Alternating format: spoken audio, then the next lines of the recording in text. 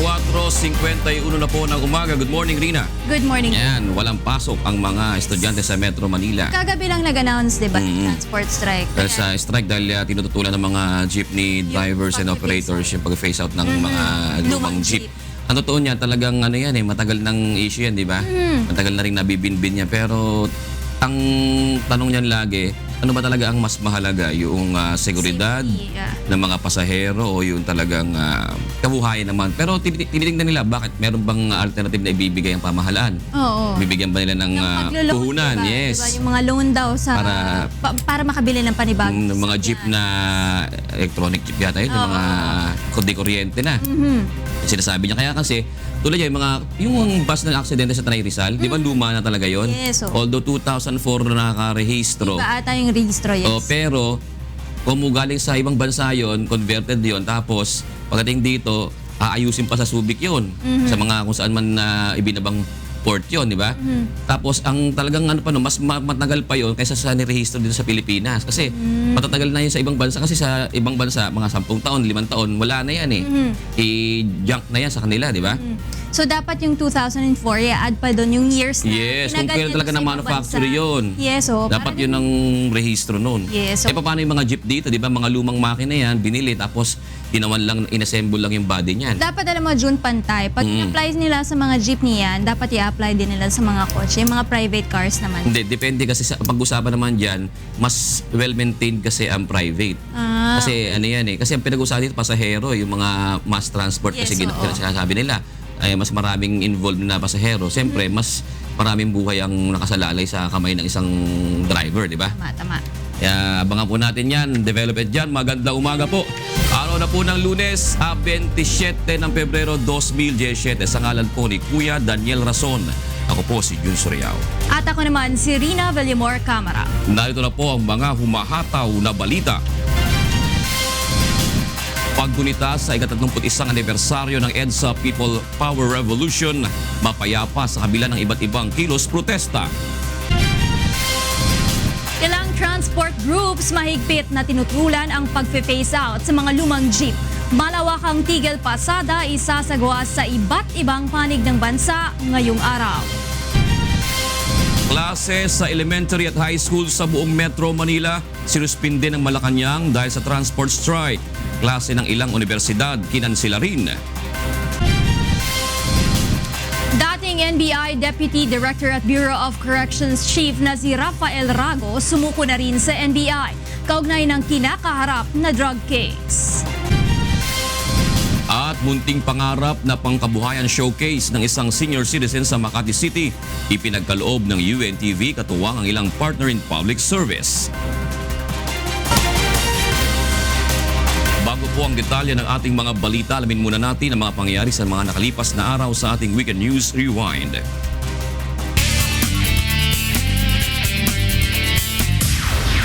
Formal nang itinurn over sa lokal na pamahalaan ng Samal Island, Davao del Norte ang bagong bukas na Rehabilitation Center.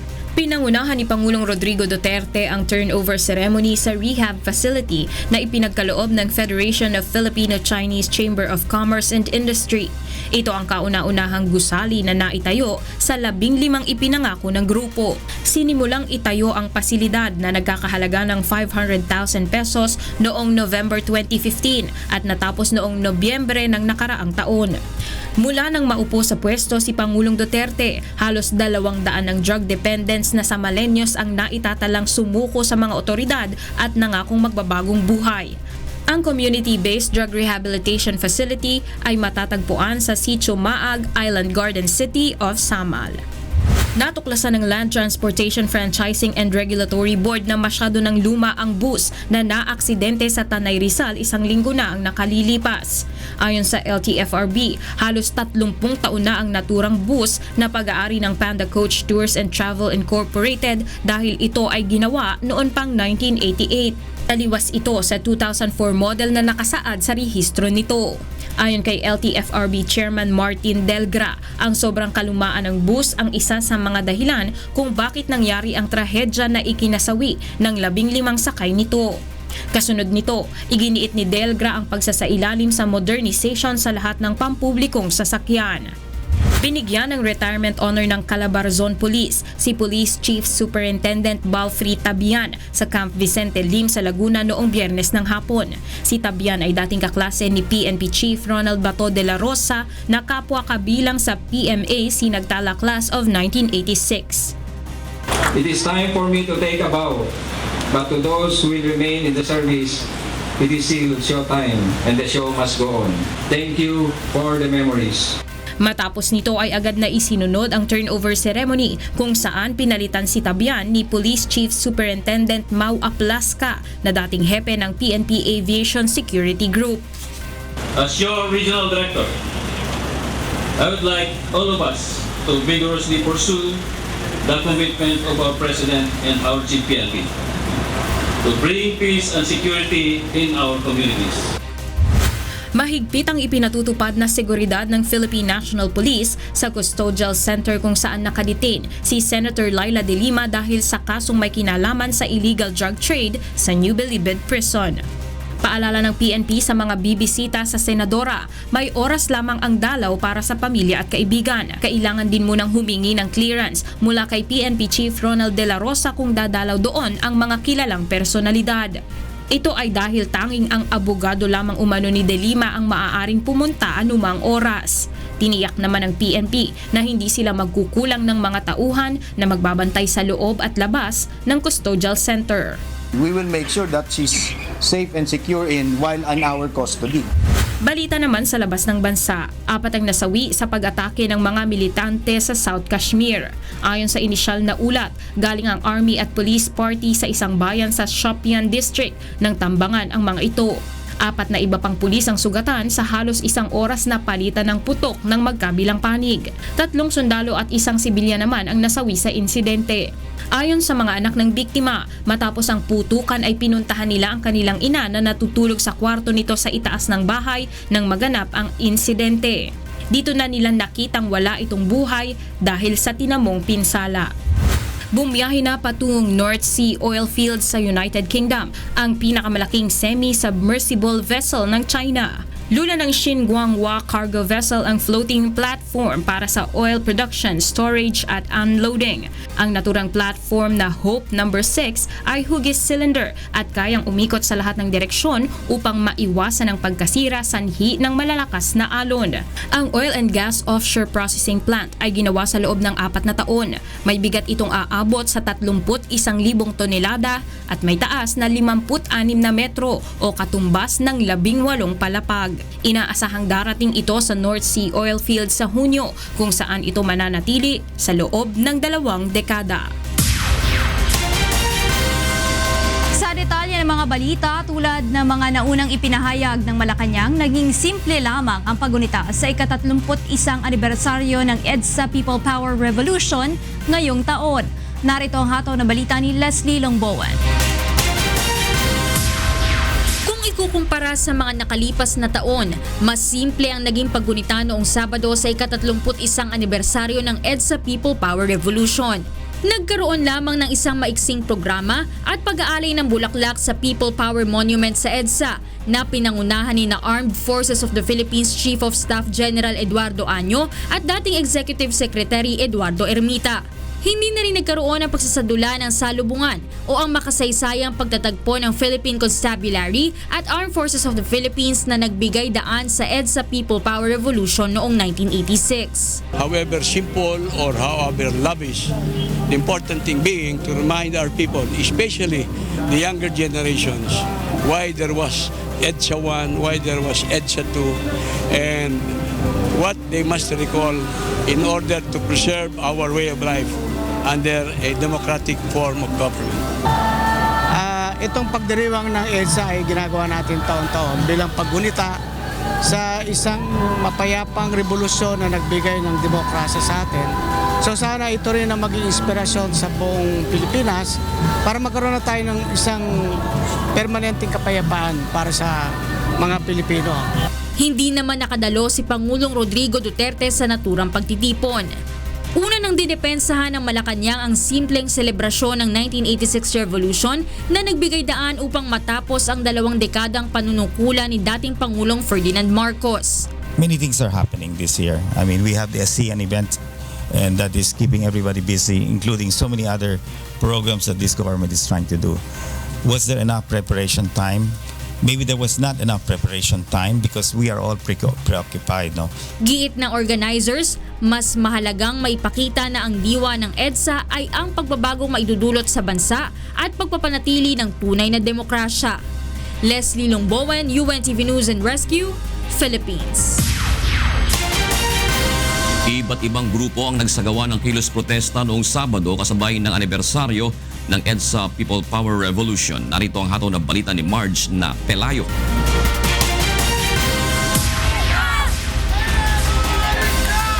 Daan-daang rallyista ang nagmarcha mula sa Calao Avenue hanggang sa harapan ng US Embassy sa Maynila noong Sabado, kasabay ng paggunita ng ika-31 anibersaryo ng EDSA People Power Revolution o ang tinaguriang Bloodless Revolution sa kasaysayan ng bansa. Tinututulan ng mga ito ang umano'y pagsuporta ng US government sa anti-drug war ng pamahalaan. Ipinanawagan rin ng mga ito ang pagtupad ni Pangulong Rodrigo Duterte sa umano'y tunay na pagbabago na ipinangako nito noong panahon pa lamang ng pangangampanya. Nais din ng mga ito na muling ituloy ng pamahalaan ang usapang pangkapayapaan sa National Democratic Front of the Philippines at ang pagpapalaya sa nasa 400 political prisoners.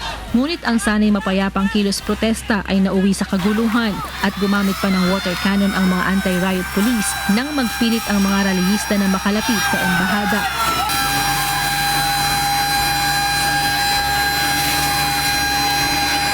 Ilan sa kanila ay bahagyang nasaktan sa pangyayari.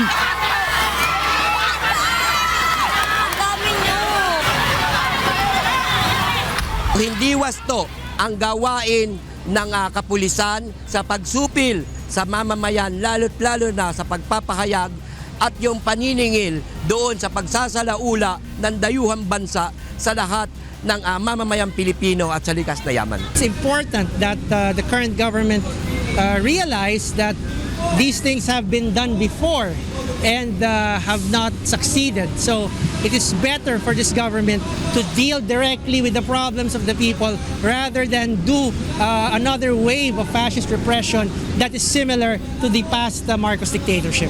Ayon sa Manila Police District, matapos ang komosyon ay naging mapayapa rin ang kilos protesta ng grupo nang mapahinuhod ang mga ito na huwag nang magpilit lumapit sa embahada.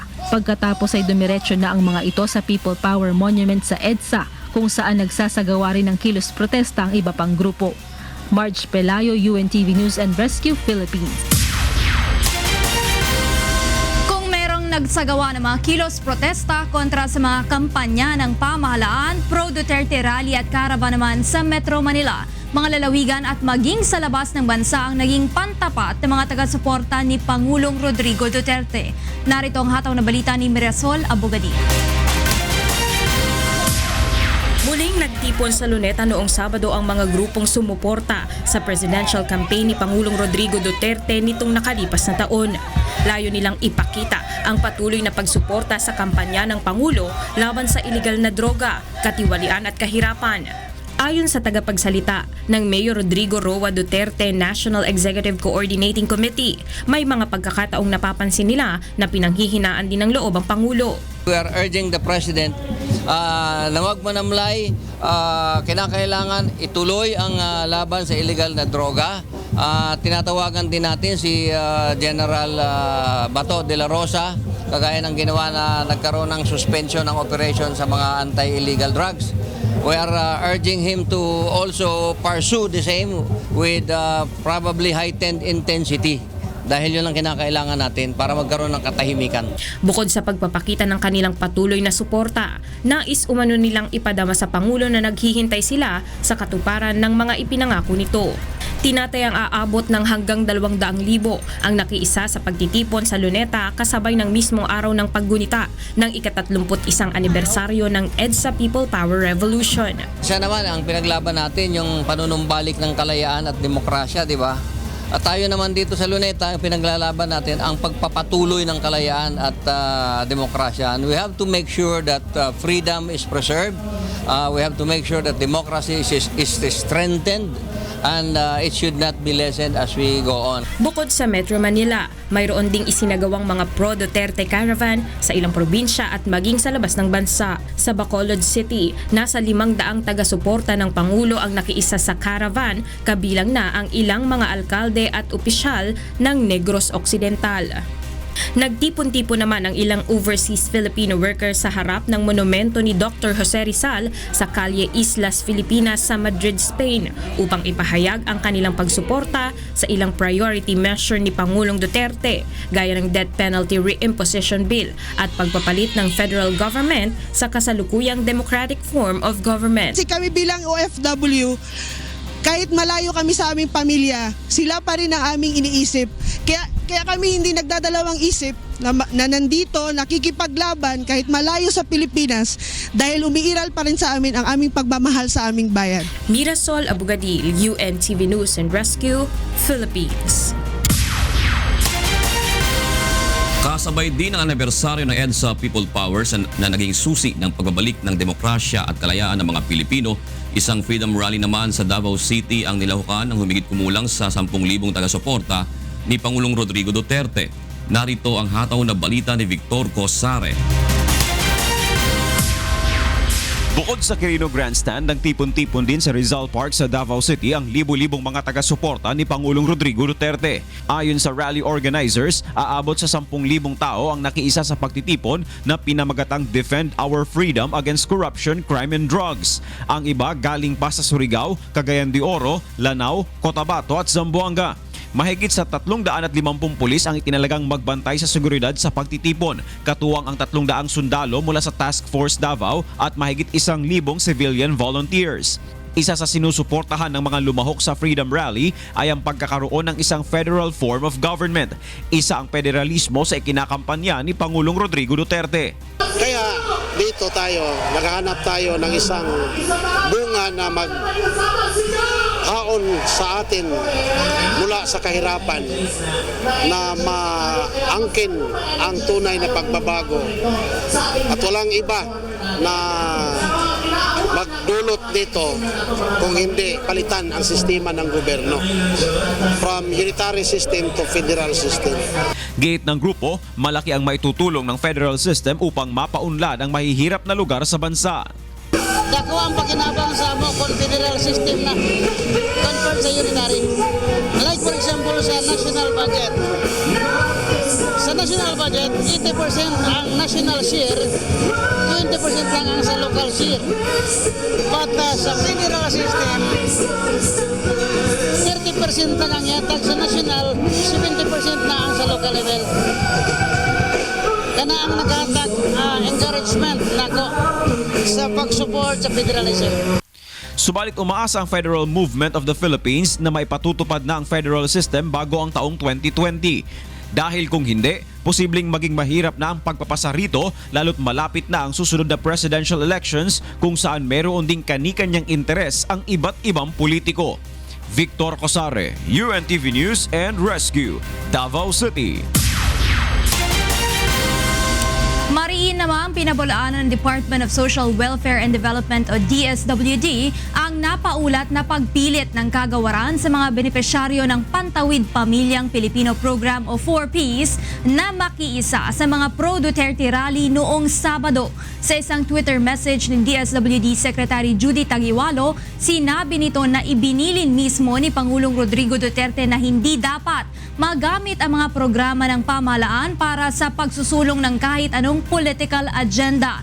May kalayaan ding mamili ang mga benepisyaryo ng 4Ps kung ano ang kanilang susuportahan at hindi ito makakaapekto sa kanilang tinatanggap na mga benepisyo. Tiniyak naman ng kalihim na iimbestigahan kung mayroong mga DSWD officials o staff na nananakot sa beneficiaries na hindi ibibigay ang benepisyo kung hindi makikiisa sa rally.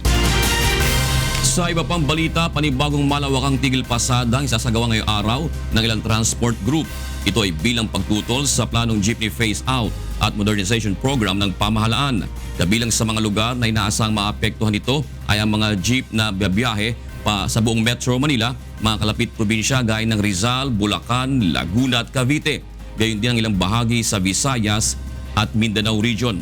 Ayon sa mga transport group, isang anti-poor program ang planong ito ng pamahalaan dahil tiyak na maraming driver ang mawawalan ng trabaho sa oras na maipatupad ito. Na binibigay itong jeepney sa kamay ng malalaking korporasyon at inaagawan kami ng kabuhayan.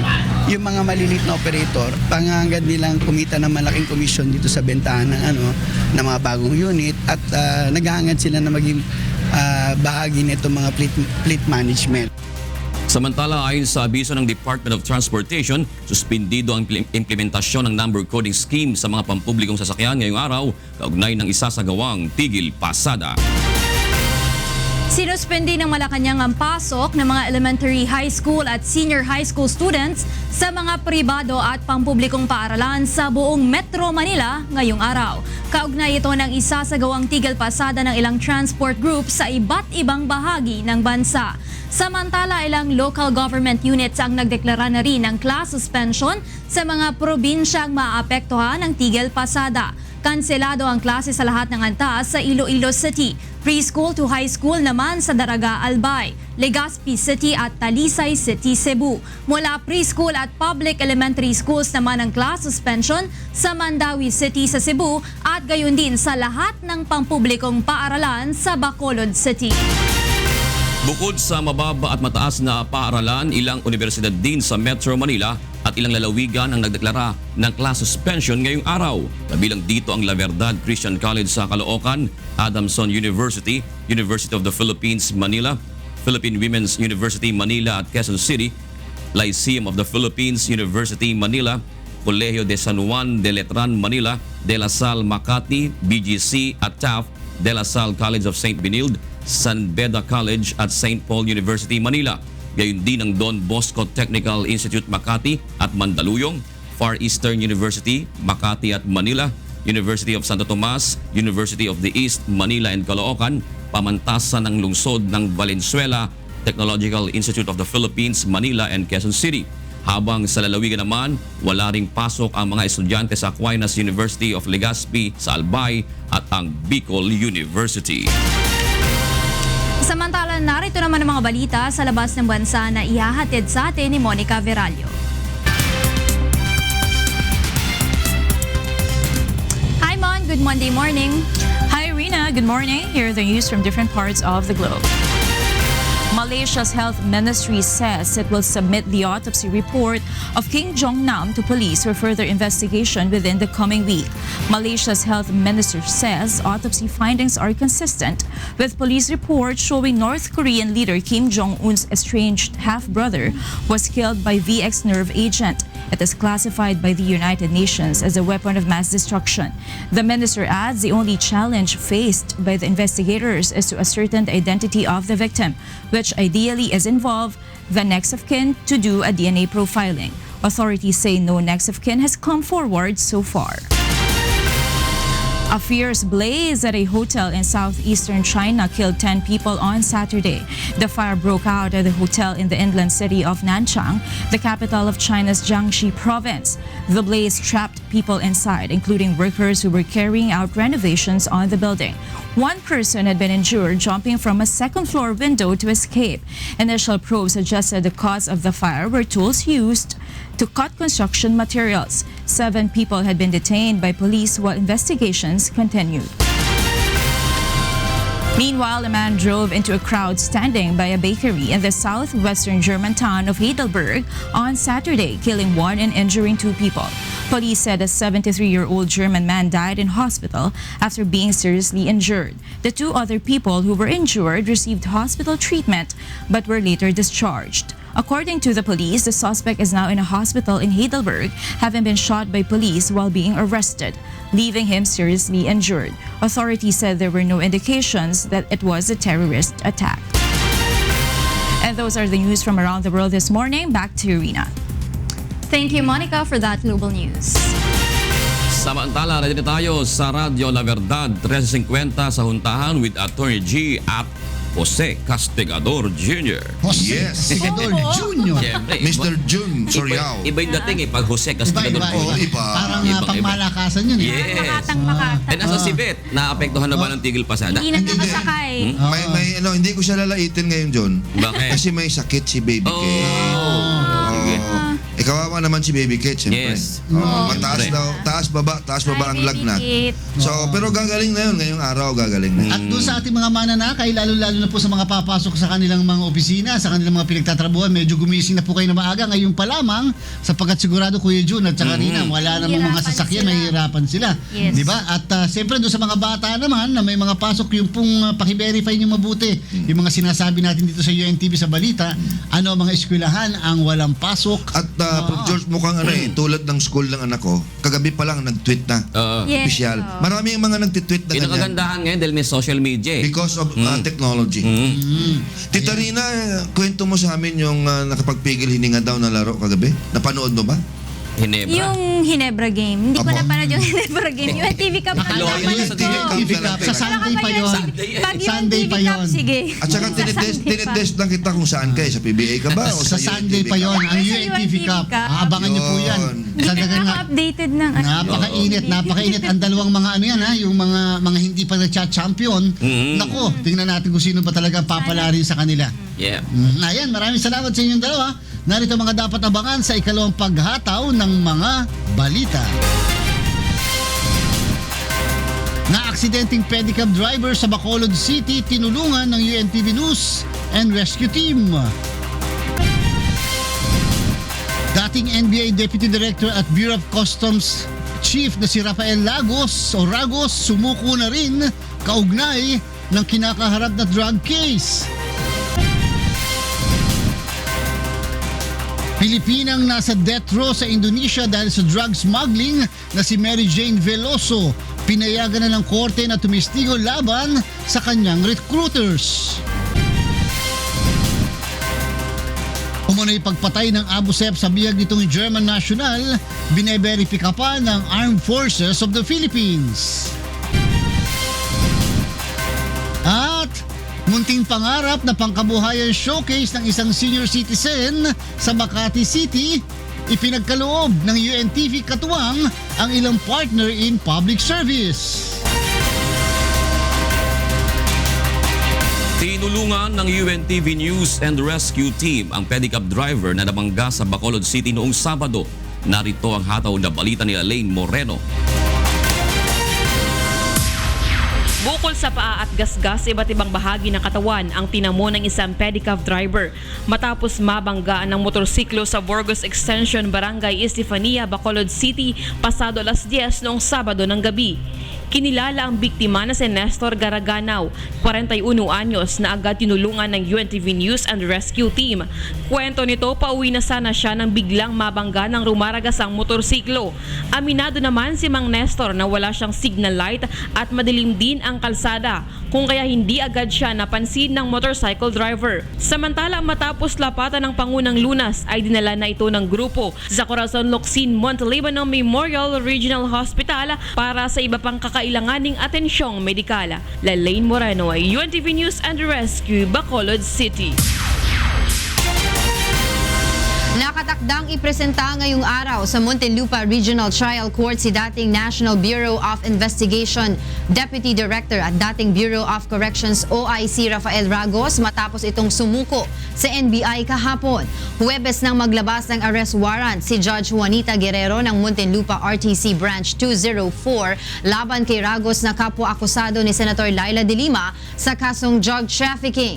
Sa pagdinig ng Kongreso noong nakaraang taon, umamin si Ragos na 2 beses siyang nagdala ng pera galing sa mga drug lords sa Bilibid sa mismong bahay ni De Lima sa Parañaque City. Kaharap umano si De Lima nang tanggapin ni Ronnie Daya ng perang nagkakahalaga ng kabuuang 10 milyong piso.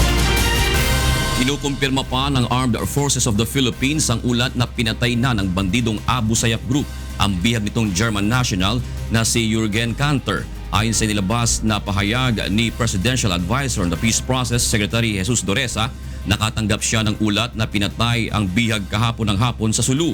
Ngunit ayon sa kalihim, habang hindi pa ito nakukumpirma, ay patuloy ang operasyon ng AFP upang mailigtas ang nalalabing pang bihag ng ASG.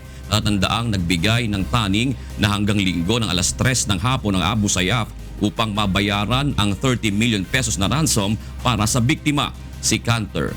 At ang kanyang asawang si Sabine Mers ay dinukot ng grupo noong November 2016 sa karagatang sakop ng Malaysia. Una nang pinatay ng mga bandido si Sabine. Muling magsasagawa ng tigil pasada ngayong araw ang ilang transport group bilang pagtutol sa planong phase-out ng pamahalaan sa mga lumang jeepney. Narito ang hataw na balita ni Joan Nano. Panibagong malawakang tigil pasada ang isasagawa ngayong araw ng ilang transport group. Layo nitong tutulan ang planong jeepney phase-out at modernization program ng pamahalaan. Kabilang sa mga lugar na inaasahang maaapektuhan nito ay ang mga jeep na bumabiyahe sa buong Metro Manila, mga kalapit probinsya gaya ng Rizal, Bulacan, Laguna at Cavite.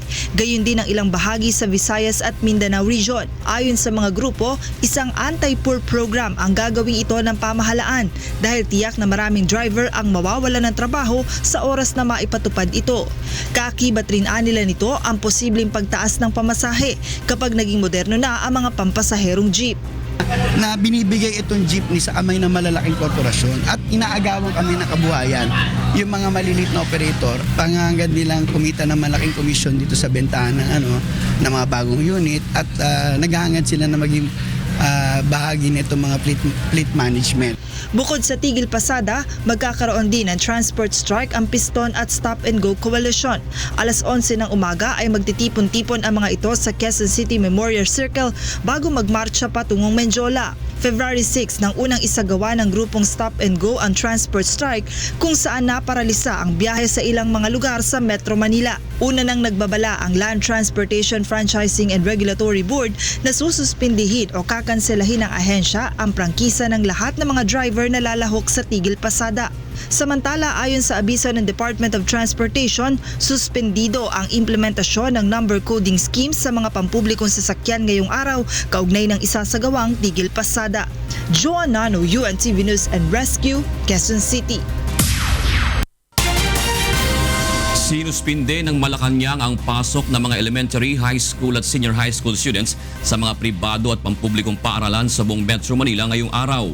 Kaugnay ito ng isasagawang tigil pasada ng ilang transport groups sa iba't ibang bahagi ng bansa. Samantala, ilang local government units ang nagdeklara na rin ng class suspension sa mga probinsyang maapektuhan ng tigil pasada. Kanselado ang klase sa lahat ng antas sa Iloilo City, preschool to high school naman sa Daraga Albay, Legazpi City at Talisay City, Cebu. Mula preschool at public elementary schools naman ang class suspension sa Mandawi City sa Cebu at gayon din sa lahat ng pampublikong paaralan sa Bacolod City. Bukod sa mababa at mataas na paaralan, ilang universidad din sa Metro Manila at ilang lalawigan ang nagdeklara na rin ng class suspension ngayong araw.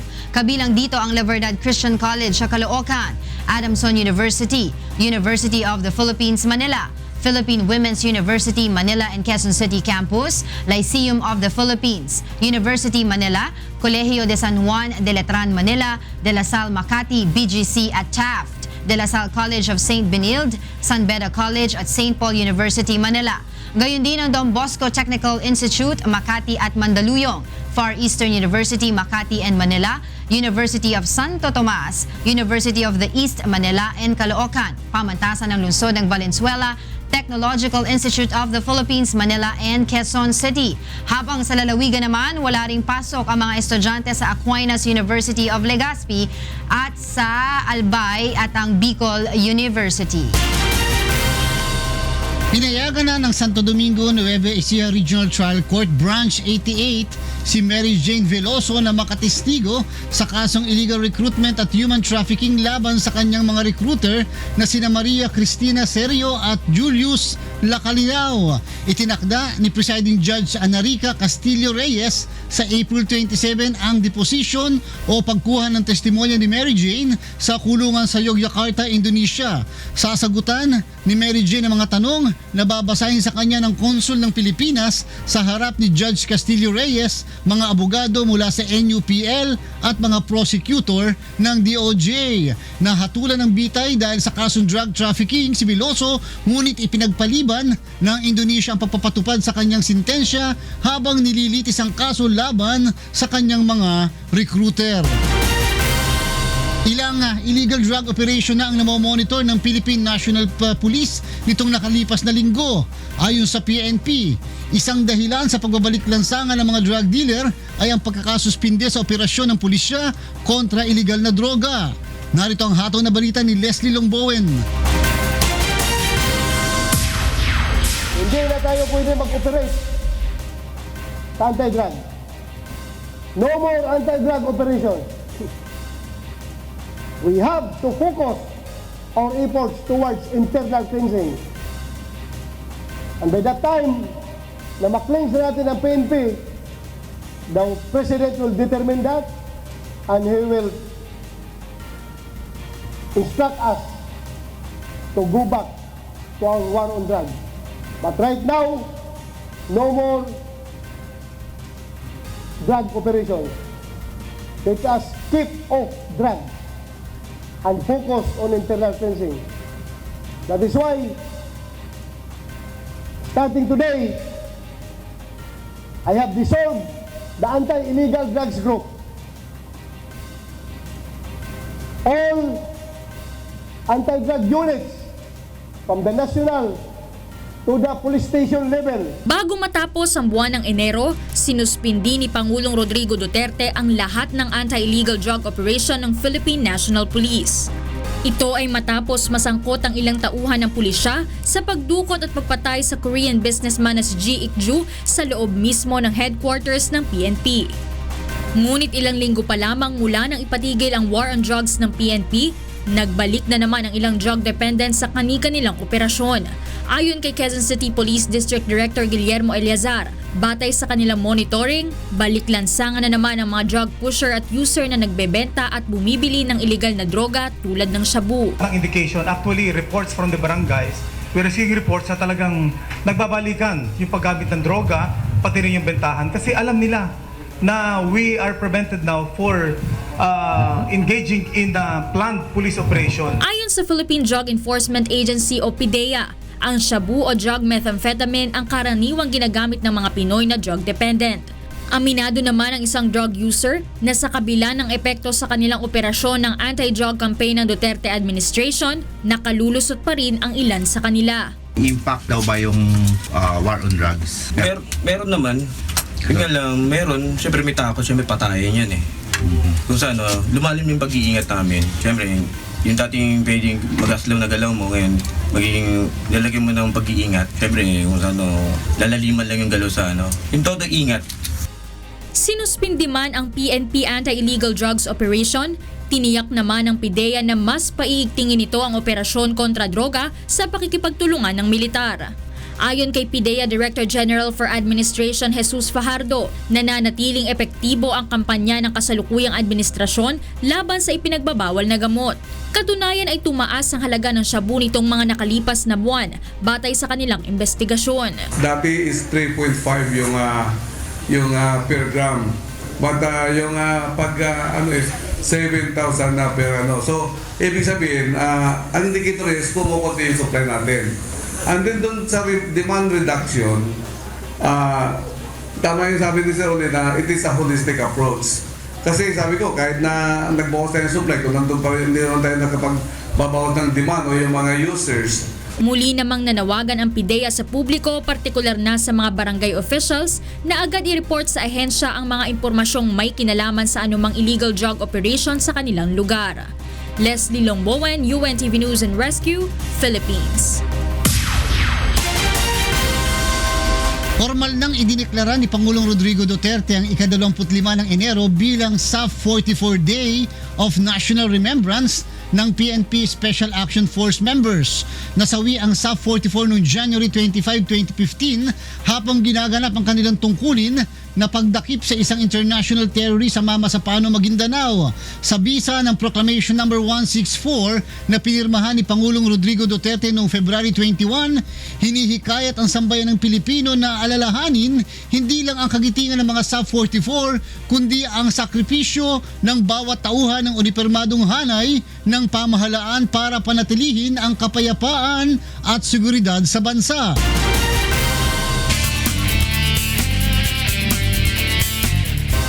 Arestado ang isang hinihilalang hold-upper matapos maaktuhang ng bibiktima sa Tondo, Manila kagabi gamit ang replika ng isang 45 na baril. May report si Asher Kadapan live. Asher, magandang umaga. Yes, magandang umaga, Attorney G. Arestado nga ang isang suspect na hold-upper matapos maaktuhan ng mga pulis. Ang tangka umano nitong pang-hold up sa Juan Luna Street sa Tondo, Maynila, pasado alas 10 kagabi. Kinilala ang suspect na si Roderick Lerio, 38 taong gulang at taga-barangay 160 sa Tondo, Maynila. Ayon kay Police Superintendent Robert Domingo, biglang nagtakbuhan ang mga taong nag-aabang ng sasakyan matapos maglabas ang suspect ng baril umano. Agad responde ang mga nagpapatrulyang pulis sa lugar at sinita ang lalaki kung saan nakuha umano ang replika ng 45 na kalibre ng baril. Ayon pa sa hepe ng pulis, marami na umanong nabibiktima ng pang-hold up sa madilim na lugar na iyon kung saan nahuli ang suspect. Samantala, attorney, sasampahan ng kaso ang suspect laban sa Republic Act 10591 o illegal possession of firearms dahil itinuturing na firearms ang replika ng baril. Balik sa inyo sa studio. Maraming salamat, Asher Kadapan live mula sa Maynila. Para naman sa mga balita sa labas ng bansa, narito si Rina Villamor Camara.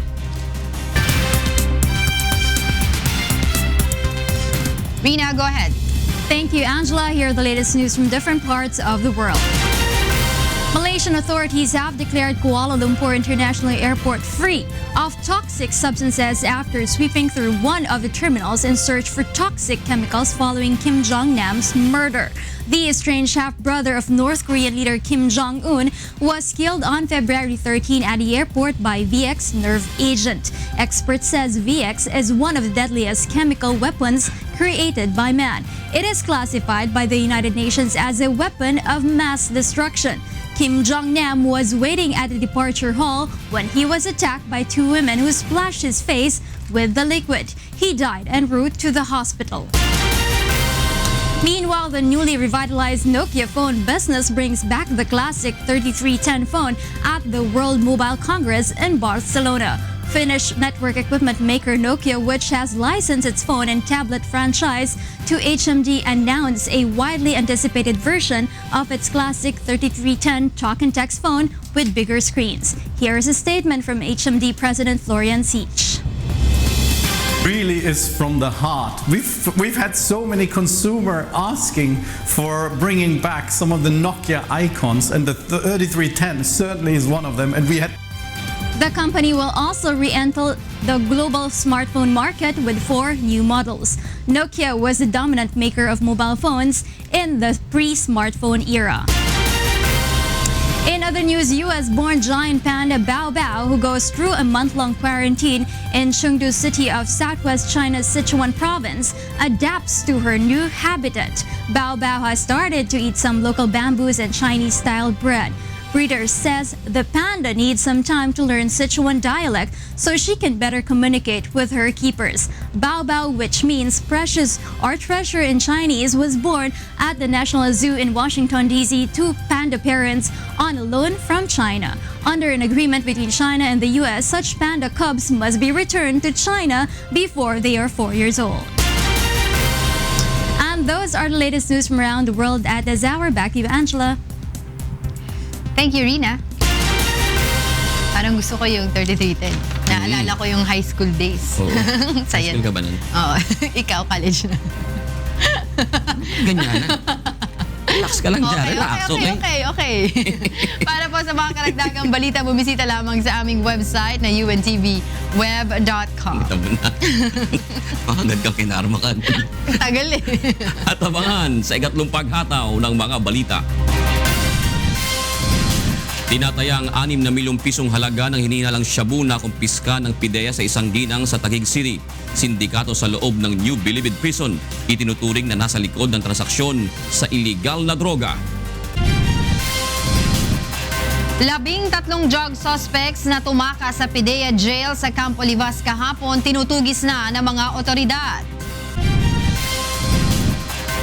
Neglected tropical diseases sa bansa, target na masugpo ng DOH sa taong 2030. Boxing icon Manny Pacman Pacquiao at British boxer Amir Khan maghaharap na sa April 23.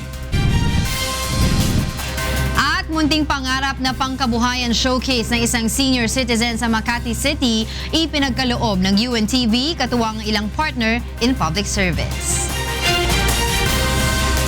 Sa detalye po ng mga balita, tinatayang 6 na milyong pisong halaga ng hinihalang shabu ang nakumpiska sa isang ginang na naaresto ng Philippine Drug Enforcement Agency o PIDEA sa Taguig City kahapon. Ayon sa sospek, isang sindikato umano sa loob mismo ng New Bilibid Prison ang sangkot sa illegal na operasyon. Narito ang hataw na balita ni Sherwin Kulubong. 1 kilo ng hinihinalang shabu na tinatayang nagkakahalaga ng 6 na milyong piso ang nakumpiska ng Philippine Drug Enforcement Agency o PIDEA Region 4A sa isang entrapment operation sa isang mall sa Taguig kahapon ng hapon.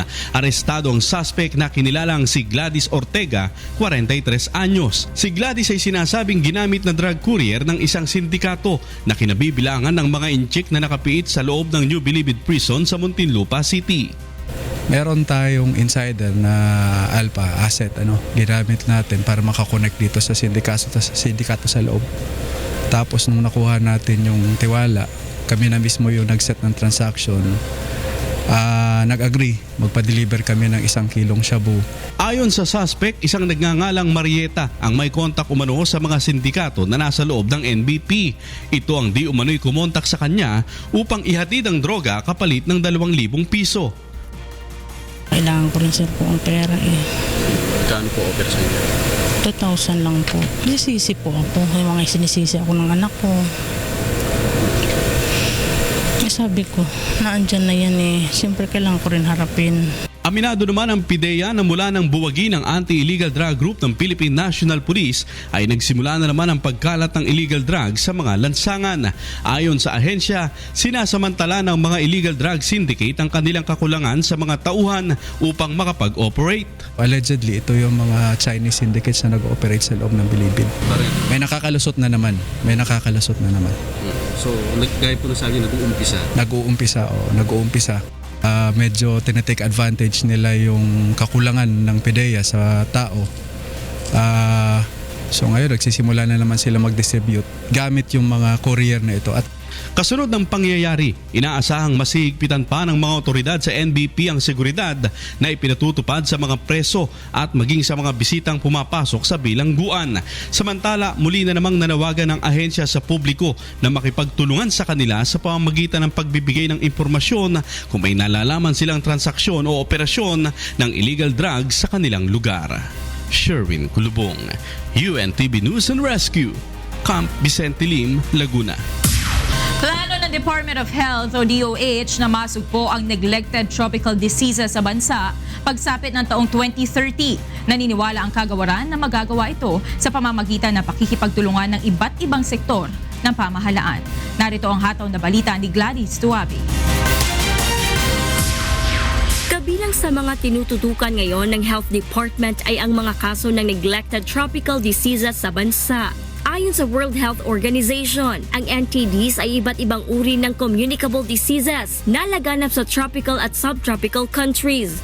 Ang Pilipinas ay apektado ng 6 na uri ng NTDs, ang leprosy, rabies, filariasis, schistosomiasis, soil-transmitted helminthiasis at food and waterborne diseases na karaniwang nakukuha ng mga nakatira sa maruming kapaligiran. Naniniwala ang DOH na sa pakikipagtulungan ng iba't ibang government sector, lalo na ng mga local health units, ay maaabot ang target na masugpo ang neglected tropical diseases bago o sa pagsapit ng taong 2030. It's very important that all these diseases, the community is aware about.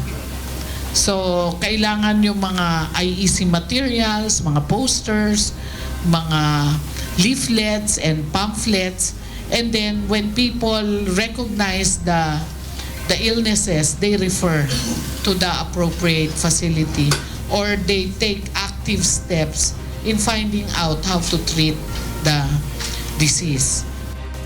Ayon kay Health Secretary Ubial, noong nakalipas na taon, 10 sa 28 probinsya ang nagtagumpay na maalis ang schistosomiasis bilang public health problem. 35 naman sa 45 endemic provinces ang nasugpo ang lymphatic filariasis, habang 41 lalawigan naman ang nagdeklara ng rabies-free. Gladys Tuwabi, UNTV News and Rescue, Cebu.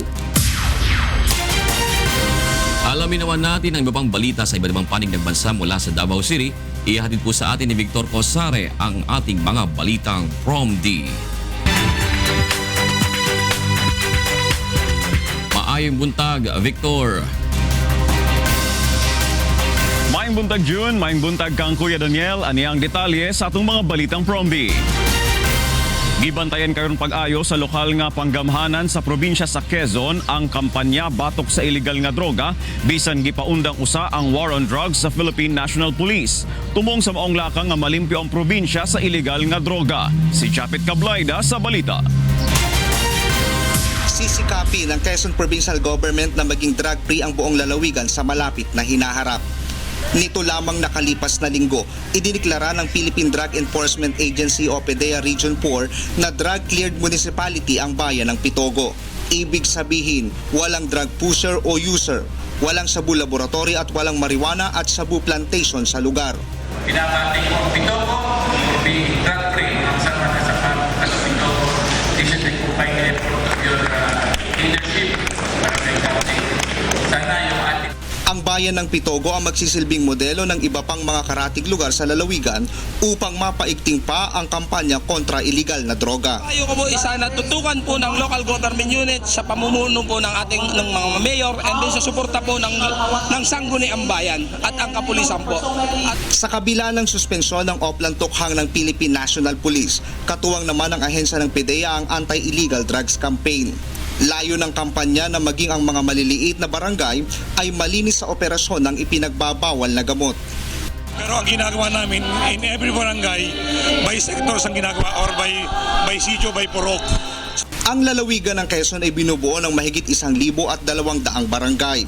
Batay sa datos ng Quezon Provincial Police, mahigit 600 dito ang apektado ng illegal drugs, habang halos 200 naman ang idiniklarang drug-cleared barangay. Japet Cablayda, UNTV News and Rescue, Quezon Province. Gipangita na karon sa mga otoridad ang 13 ka mga drug suspects nga nakaikyas kagahapon sa kadlawon sa PDEA Jail nga naasulod sa Central Luzon Police Headquarters sa Camp Olivas. Apan wala gibutyag sa mga otoridad ang ilang mga ngalan. Sumala pa sa PDEA Central Luzon, migamit og chainsaw ang mga suspect aron maputol ang steel bar sa presuhan. Gisuta pa karon kung nganong nakalusot ang maong himan sa kampo. Gipalapdan na hangtod sa Metro Manila ug sa mga kasikbit nga probinsya sa Central Luzon ang manhunt sa mga pulis aron madakpa na sa dali nga panahon ang mga sospek. Pagatutukan karon sa Department of Agriculture Region 4A ang pagpasaka sa produksyon sa mais sa Calabarzon tungod kay daghan na ang nangita niini. Si Vincent Octavio sa balita. Kakaunti lamang ang mga magsasaka na nagtatanim ng mais sa Region 4A o Calabarzon Region. Ayon sa Department of Agriculture, isa ito sa dahilan kung bakit mababa ang produksyon ng mais sa lalawigan. Problema naman ito ngayon ng kagawaran dahil kinakailangan mapalakas pa ang corn production dahil sa tumataas na demand dito, partikular na sa Batangas. Ito ay dahil maraming pagawaan ng patoka o corn feed sa lalawigan. Bilang solusyon, plano ngayon ng DA na tulungan ang mga magsasaka upang lumaki ang produksyon at kita ng mga ito sa pamamagitan ng cluster farming. We are strengthening, we are empowering the farmers, make them into association through clustering. And later on, yung clustering na lang, pwede magiging kooperatiba. Pag naging kooperatiba ka na, pwede ka nang umutang sa bangko. No? And then yung mga traders, hindi mahihirapan na pumunta sa'yo kung maraming nagtatanim ng mais. Hihikayatin din ng Agriculture Department ang mga magsasaka na taniman ng mais ang kanilang mga lupang sakahan na wala pang tanim sa kasalukuyan. Ang ating pong production ngayon ay nasa 96 metric tons sa sa 5 probinsya. Kaya lamang hindi po nito kayang i-sustain ang ating pong pangangailangan sapagkat ang ating region ay nangangailangan ng mahigit 800 tonelada ng mais. Kulang at kulang po ang atin pong napoproduce dito sa ating lugar. Sa kasalukuyan ay umaangkat pa ng mais ang Calabarzon sa Caratig Region upang masustinihan ang kakulangan ng supply ng mais. Kaya naman umaasa ang kagawaran na makatutulong ang mga programa ng pamahalaan at kooperasyon ng mga magsasaka upang maabot ang target sa corn self-sufficiency. Vincent Octavio, UNTV News and Rescue, Batangas. Kapinsaw sa kalibong ang mga estruktura sa Quirino Hill sa Baguio City ang pagapinturahan og puti og pastel colors isip kabahin sa bagong Rev Bloom project sa Department of Tourism. Si Bradley Rubusa sa balita. Formal nga ng luginda ito'y project po raw iti Departamento ti Turismo dito'y Baguio City. Daytoy katkadwa iti Rev Bloom project iti DOT car nga may sa rehabilitasyon iti syudad panggap iti kampanya ti turismo. Ti puraw ket nagapugarod iti Ilocano nga sao kayat nasa uwan ket di ay kolor nga puraw. Sigon ti inisyal nga plano nga mapintaan amin dagiti babbalay ijay Quirino Hill iti kolor nga puraw manipod iti bubong na aging gana amin nga didingna. Mga puraw kaya talaga napintas iti itigna kada tayo nang runang mapangulakan iti climate change. Yan. Ano naging isang surut-surut kung na tayo din? Ang una, kaya tayo magkunsahan, we are facing a serious battle against climate change. At dahito, tinadiscovery nga may isa, nga napintas, nga panggubal tayo iti panagsukat ti climate. Ngamdimot impalubos dagiti umili panggap iti panagpintura ti kolor nga puraw, ijay babalayda. Kinunada pa'y nga agbalin kasla a Campo Santo iti Buyana. Gapo iti napasamak katungtungan kadwa iti residente. Bubong laang iti mapinturan ti puraw. Pastel colors met ti mausar dito'y sango. Igigid ken likod ti babalayda. Depende iti mapili ti akin balay ti mausar a kolor ti didingda. Idi Sabado ket nairogyan maten daytoy inaugural painting ti Project Puraw sa Diay Baguio City. Ito na po yung inaugural painting na umpisahan na ang Project Puraw. So kanina po nasa bubong kami, nagpipintura ng puti. Dito naman nagpipintura sila yung napili ng may bahay na yan, na may-ari, yung kulay na gusto nila na pinturahan. Dumanon nga nasurok may saribo ken 5 gasot nga istruktura sa Diay upat a barangay ti Quirino Hill ti mapinturan tapno mapapintas iti Buyana daytoy a lugar. Mauray met nga may sa atawan bago mailipas daytoy a proyekto. Bradley Robuza, UNTV News and Rescue, Baguio City. Og kana ang kinatibukan sa atong mga balitang promdi karong buntag gikan diya sa Davao City, balik diya sa kauluhan June. Daghang salamat Victor Cozare. At para naman sa mga balita sa labas ng bansa, kasama natin si Angela Laguzan. Yes, Angel. Thank you, Monica. And for news abroad, firefighters battled a fire that devastated a commercial shopping center in the province of Treviso in Italy on Saturday. No injuries or fatalities had been reported. The emergency services believe no one was inside the building at the time of the fire. Investigation is underway to uncover the cause of the blaze that completely destroyed the Parco Stella shopping area. The shopping center has a total land area of 30,000 square meters. It has a huge hypermarket, clothing and electronic stores, and various restaurants and cafes. Thousands of families caught up in South Sudan's famine are hiding from marauding gunmen in the swamps and islands of the Nile River. Families cannot farm crops or earn money to buy food. Many of them survive on a diet of water lily roots and the occasional fish. A crowd of 20,000 people have emerged from the swamps and assembled at the rebel-held village of Thonyor in Lear County when they heard the United Nations was registering people for emergency rations. The UN has declared that parts of South Sudan are experiencing famine. Some 5.5 million people, or nearly half the population, will not have a reliable source of food by July. In other news, hundreds of residents and tourists in Argentina's Patagonia region were treated to a special site early on Sunday when they witnessed the first solar eclipse on 2017.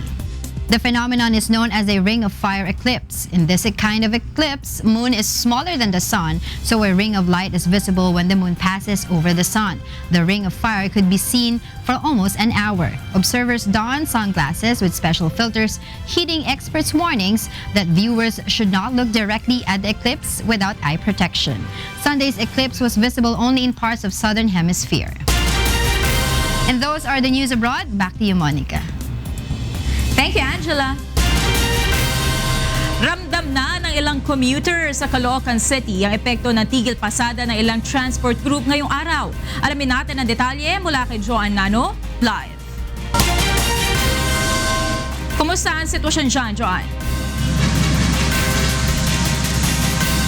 Yes, magandang umaga sa iyo, Monica. Magandang umaga sa lahat ng ating mga kasambahay. Narito nga kami ngayon sa May Monumento, Caloocan upang alamin nga ang sitwasyon ng isinasagawang tigil pasada ng ilang transport group ngayong araw upang tutulan nga ang plano ng pamahalaan na jeepney phase-out at modernization program. So sa ngayon, Monica, kung makikita natin dito sa May Monumento ay medyo may ilang mga pasahero na rin yung nahihirapang sumakay. Pero kung ikukumpara natin ito sa naging tigil pasada noong February 6, sa ngayon ay mas kakaunti pa lamang ang bilang ng mga pasahero na nahihirapang makasakay para nga pumasok sa kanilang mga trabaho. Nabawasan ang kanilang bilang dahil na rin maagang nagsuspinde ang Malacanang ng klase sa elementary at sa high school sa buong Metro Manila at iba pang mga lugar na apektado nga nitong transport strike.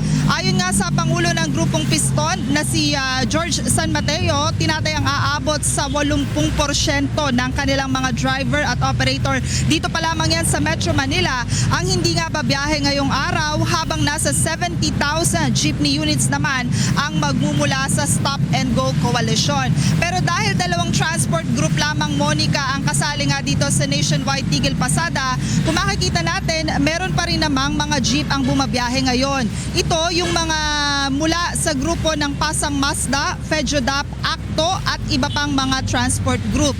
Sa ngayon ay nakaantabay na dito sa monumento ang ilang truck mula sa MMDA para magbigay nga ng libreng sakay sa mga pasahero na may stranded. Meron din tayong nakitang mga nakadeploy na tauhan mula sa LTFRB at MMDA na umaasiste doon sa mga pasahero at maging sa daloy ng mga sasakyan.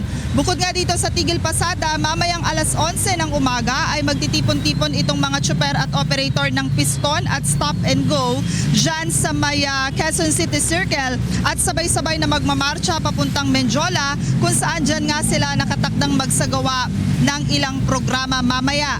Una nang nanindigan ang grupo ng Piston na hindi sila makikipagdialogo sa LTFRB hanggat hindi nga natatapos ang kanilang transport strike ngayong araw. Para daw talagang maiparamdam nila sa gobyerno yung kanilang pagtutol dito sa jeepney phase out. At sinasabi nga nila na kung talagang hindi pa rin sila pagbibigyan ng LTFRB, hindi talaga i-abolish ng LTFRB itong planong jeepney phase out, ay nagbanta rin sila na gagawin nilang buwan-buwan itong pagsasagawa ng nationwide tigil pasada. Samantala, Monica, alamin naman natin ang sitwasyon sitwasyon ng trapiko sa ilang mga pangunahing lansangan sa Metro Manila, puntahan natin itong sa may area ng Quiapo, Manila. Sa mga sasakyan po na babiyahe papunta po ng Loton, Manila, sa ngayon medyo nagsisimula na pong dumami yung volume ng mga sasakyan. Kaya naman asahan na po ng ating mga motorista ang moderate traffic sa area po na yan. Gayun din po ang sitwasyon na mararamdaman ng ating mga motorista at mga commuter para naman po sa mga bumabaybay sa kabilang bahagi ng kalsada. Ito naman po yung mga babiyahe papunta ng Espanya, Manila. Sa ngayon ay moderate traffic situation na rin po ang kanilang mararamdaman sa area po na yan. Samantala sa may Monumento MacArthur Highway naman po tayo, itong mga sasakyan po na babiyahe papunta dyan po sa may area ng Malinta. Sa ngayon walang masyadong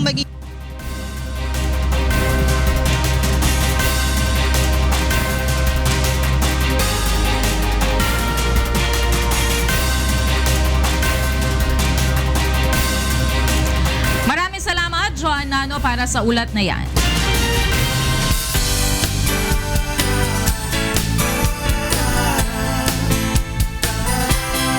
Tinugon ng UNTV katuwang ang ilang partner in public service sa Munting Pangarap na pangkabuhayan showcase at dagdag puhunan ng isa nating kasambahay na senior citizen.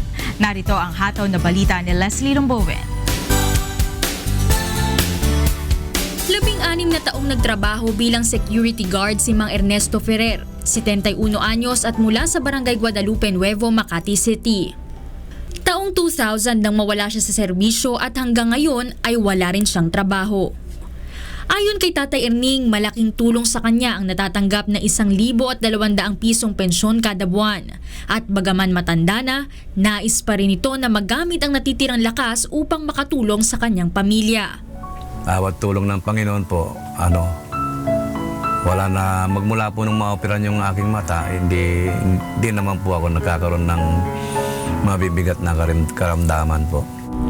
Sa ngayon ay nag-aalaga rin si Tatay Erning ng ilang piraso ng manok na nakatutulong din sa kanilang pantusto sa araw-araw kahit papaano. At alang-alang sa kanyang mga apo na nagpapasaya sa kanya, nais pa rin niyang magkaroon ng iba pang hanap buhay upang makasapat sa pangangailangan nilang mag-anak. Kaya ako po naisip na humingi po ng tulong sa Munting Pangarap. Kasi po, para makapagtrabaho ng maayos po at makatulong naman sa pamilya po at saka sa mga ibang tao po na nangangailangan ng tulong.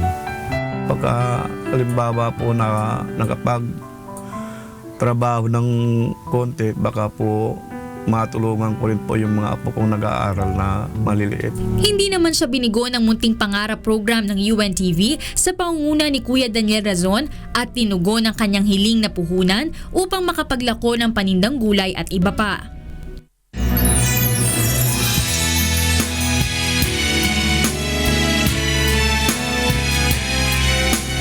Bukod sa mga paninda, may tinanggap din si Tatay Erning na dagdag puhunan mula naman kay Brother Eli Soriano. Lubos naman ang tuwa at pasasalamat nito sa tulong na ibinigay ng himpilan para sa kanya at kanyang pamilya. Hindi po ako makapaniwala na andito na po pala ako na yung kahilingan ko po. Makuha ko na po. Yun po. Ang tsaka buong puso ko pong nagagalak po ako dahil sa tulong ng Panginoon, mayroon na rin po kaming magagamit na mag-asawa sa panghanap buhay po. Nagagalak po ako dahil natupad na rin yung pangarap ko po na makuha ko po yung pangarap na makakatulong po sa aming pamilya. Leslie Longbowen para sa Serbisyong Kasangbahay.